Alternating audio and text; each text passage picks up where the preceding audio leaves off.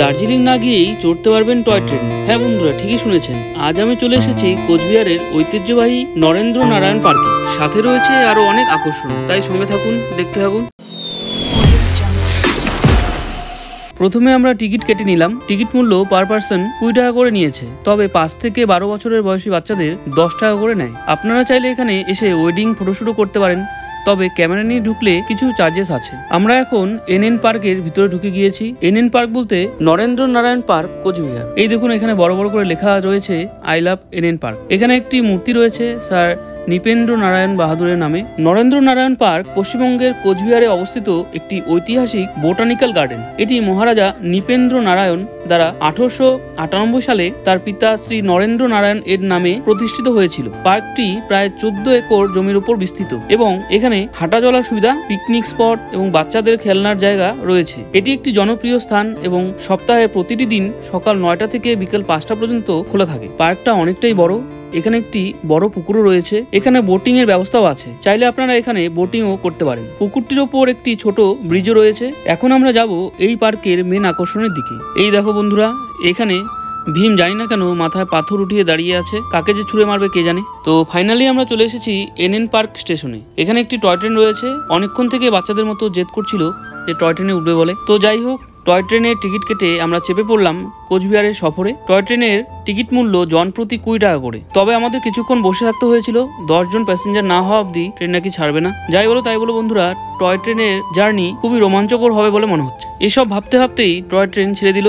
ঝিক ঝিক ঝিক করতে করতে সুন্দর সুন্দর ফুলের গাছের মধ্যে দিয়ে টয় ট্রেন ছুটতে শুরু করলো। এক সাইডে বিশাল পুকুর, আর সাউন্ডটা যে আসছে এটা একদম অরিজিনাল ট্রেন চললে যেমন শোনা যায় ঠিক সেরকম। ট্র্যাকের উপর দিয়ে ট্রেন ছুটতে শুরু করলো।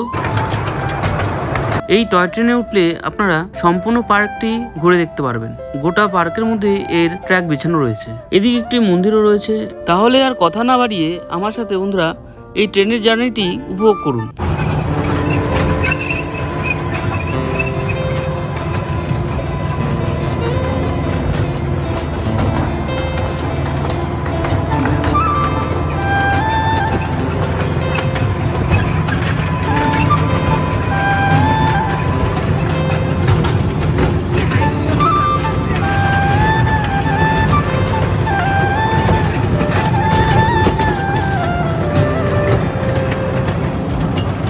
এই রাস্তা ধরেই আমরা এনএন পার্ক স্টেশনে গিয়েছিলাম।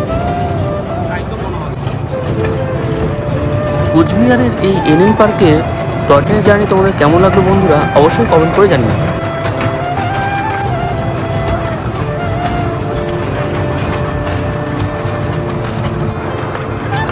ভিডিওটি যদি তোমাদের ভালো লেগে থাকে বন্ধুরা, তাহলে অবশ্যই একটি লাইক কমেন্ট করে দিও। তোমরা যদি আমার ভিডিও প্রথমবার দেখে থাকো তাহলে চ্যানেলটি অবশ্যই সাবস্ক্রাইব করে দিও, কারণ আমার এই চ্যানেলে এরকম নতুন নতুন ভিডিও আসতে থাকবে। আমাদের গন্তব্য চলে এসেছে।